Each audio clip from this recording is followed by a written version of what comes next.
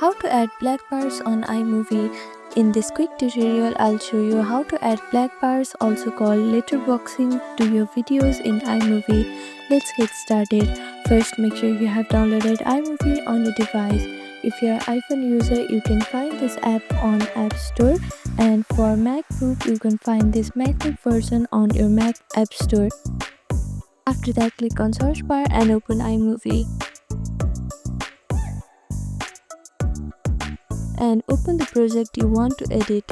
Now, search online for a black bars PNG image. Download it and drag it into your project. Place it on the top of your videos in the timeline and select the overlay clip. Go to the video overlay settings and set it to picture to picture. Now next step is to adjust timing. Stretch the overlay to match your video length so the bars are visible throughout. And this is how you can add black bars for cinematic effect in iMovie.